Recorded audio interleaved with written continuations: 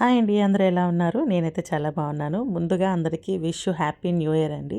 So new ఇయర్ని ఒక స్వీట్తో start చేస్తున్నాను. చిట్టి చిట్టి మడత కాజాలండి, ఇంట్లోనే చేశానన్నమాట. సో స్వీట్తో స్టార్ట్ చేద్దాం. న్యూ ఇయర్ అందరికీ బాగుండాలని కోరుకుంటున్నాను.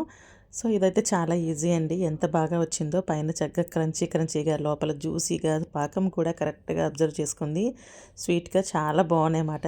సో రెసిపీ అయితే స్టార్ట్ చేసేద్దాం ఇప్పుడు. దీనికోసం ముందుగా నేను పాకం తయారు చేసుకుంటున్నానండి. 1.5 గ్లాస్ షుగర్ వేసుకొని, 1 గ్లాస్ వాటర్ వేసుకొని, సో పాకం అయితే మనం తయారు చేసేసుకుందాము.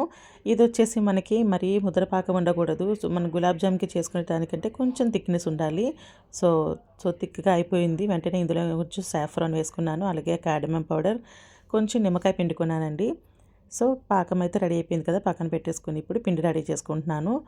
ఒక ఫుల్ గ్లాస్ నేను మైదా తీసుకున్నాను. అందులోనే వంట సోడా, అలాగే సాల్ట్, కొంచెం గీ వేసుకొని, వాటర్ వేసుకొని ఇలాగ మెత్తని పిండిలా తయారు చేసి పెట్టుకోవాలండి. ఒక 10 మినిట్స్ పక్కన పెట్టుకున్న తర్వాత ఇందులో నేను హాఫ్ పోర్షన్ తీసుకొని ఇలాగ పల్చగా చపాతీలాగా బామేశాను. ఇందుపైన ఆయిల్ అప్లై చేసుకోవాలి. గీ కూడా అప్లై చేయొచ్చు, అది మన ఇష్టం. బట్ ఆయిల్ అయితే బాగా లేయర్స్ బాగా వస్తాయనేసి ఆయిల్ వేశాను. సో పైన మైదా అలా స్ప్రింకిల్ చేసుకొని మనం దీన్ని ఫోల్డ్ చేసేయాలండి రౌండ్గా.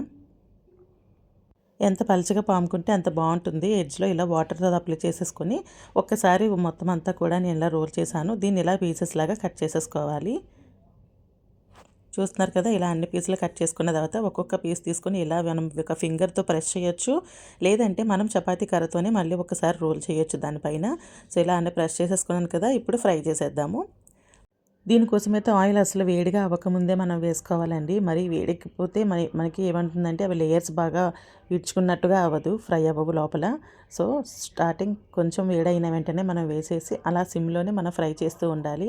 చూస్తున్నారు కదా, మంచి గోల్డెన్ కలర్ వచ్చిన తర్వాత ఇలా పాకంలో డైరెక్ట్గా వేసేసాను.